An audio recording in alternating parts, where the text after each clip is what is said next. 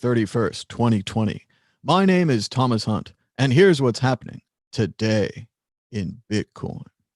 The price of Bitcoin was down 2.33% in the last 24 hours, with a last of 9,282, a high of 9,558, and a low of 9,211. That's $1 for 10,777 Satoshis. Checking out our top stories, they're all about the Bitcoin price. Bitcoin price pulls back to 9.2 thousand. BTC realized cap hits all-time high. It's over 9,000.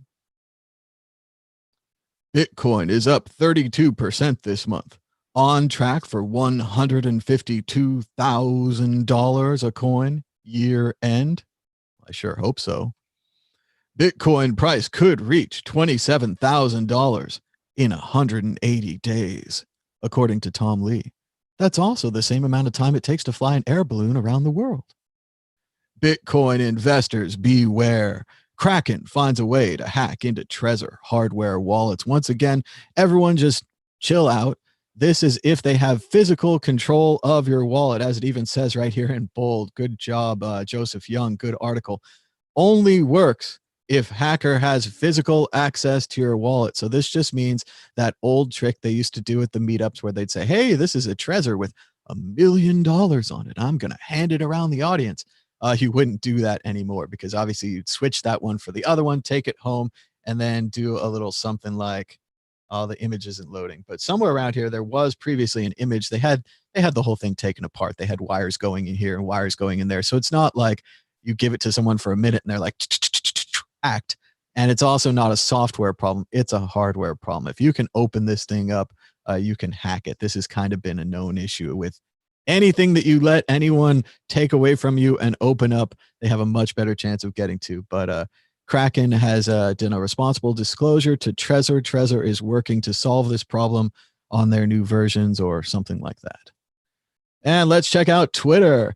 Bitcoin Tina writes, the geniuses at the Financial Times have spoken. Halvening is not a word. As I type it, my spell checker helpfully underlines the offending, nay, offensive gibberish with a red dotted line. I'm sure this is Isabella Kaminsky, the great Bitcoin hater over at the Financial Times. She did, however, once define the World Crypto Network in print, so that was pretty cool. It's a YouTube channel that educates people about Bitcoin and other cryptocurrencies. I'll take it. However, Halvening is not a word, but that doesn't matter. You can create words all the time. We've even got Lewis Carroll right here on the shelves. Jabberwocky, fake word, dozens of other fake words. You can make them up. This is even better than a fake word. It's a utilitarian word. It describes something. It's a useful word. Also, Isabella, just so you know, there are some words that are actually words that the spell checker will underline. I don't know if you have a good enough vocabulary for that to happen to you, but it'll happen. You'll Google them, and then the spell checker of all things will be wrong. No more distributed run your own node boxes from Casa Hodl. The white box with the purple label is over. Centralized node rental instead. The future is now.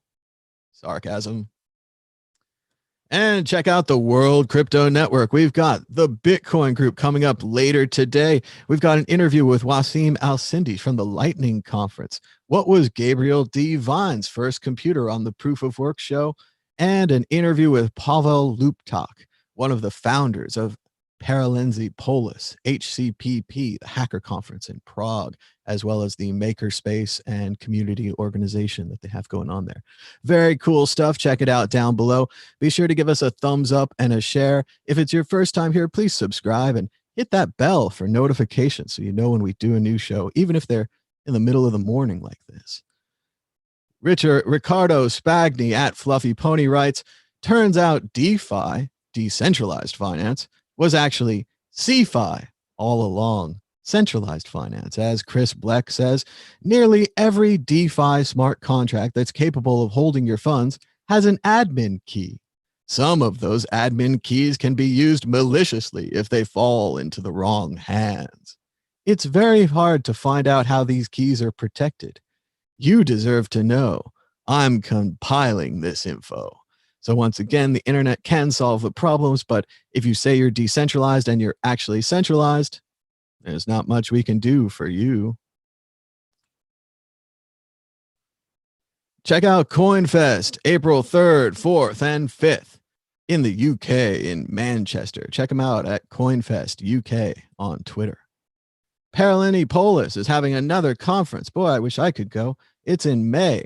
It's called the Black Swan Security Conference, and it'll be all about information technology and security, held in Prague. Check out the awesome new graphics from Martin Fisher, Cypherpunk Now.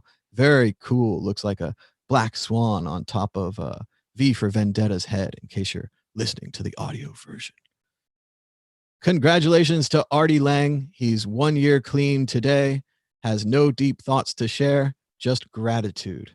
Good job, Artie. I don't know if anyone ever thought you could do this, but we believe in you. We're rooting for you. And anyone else who's suffering with sobriety issues, one day at a time, do the best you can.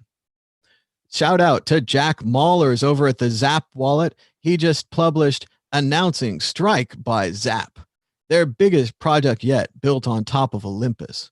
What if you could pay a Lightning invoice with your debit card? What if your bank account could speak Bitcoin? And I'm not sure how this works, but I think it's really cool. Big fan of Jack, since he did chess programs and things back in the day. And he's really clever. He's working on the Zap wallet. They did have a bit of a demonstration of how this can work from at Bitcoin Mom, Jack's mom. And she was using Lightning Strike in their border store. It's a bot store. And they're buying a 10-cent product with the app over the Lightning Network. Bitcoin instantly received their store Zap wallet. No Bitcoin required on her end, just the debit card, no fees, and no capital gains tax on the purchase. Brilliant. I'm not sure how it works. If I had to guess, I would say maybe they're taking the credit card numbers and the money and converting into Bitcoin, but I'm not sure. I just need to read more about it, do the demo. But shout out to Zap Wallet. Check that out if you get a chance today. Arthur Van Pelt over at Dragon Industries has a great thread on Twitter. He's been analyzing what happened with the Bitcoin scaling debate. Let's just read his summary right here. The big block camp, which includes our fake Toshi, came to the wrong scaling solution because of ignoring Satoshi's own words, putting words in Satoshi's mouth he never said, giving priority to lesser important events, and ignoring the ultimate Bitcoin expert. Which words have been ignored? Bitcoin not suitable for microtransactions, high-frequency trades not need to be broadcast, and Satoshi's foundation for second layers. So it does looking at the actual source, Satoshi favors Lightning Network. Satoshi favors growing the Bitcoin network with second layers rather than just infinitely expanding the block size. And of course he would. He's a clever guy or gal or whatever. Check out the Bitcoin Rat. Few people know that the Bitcoin Rat is an expert in the collectibles scene too. Checking him out here. He's got some cool Bitcoin stuff. I meant to put him in the background, but I left him in the other room. I'll go get him maybe for next couple of weeks. Check out the Mad Bitcoins fundraiser where you can donate to support this show. Click it now with your Bitcoin or Lightning wallet. And we'll be back again later today with the Bitcoin group. Be sure to give us a thumbs up and a share, retweet if you're on Twitter, like if you're on Facebook. And until next time, bye-bye.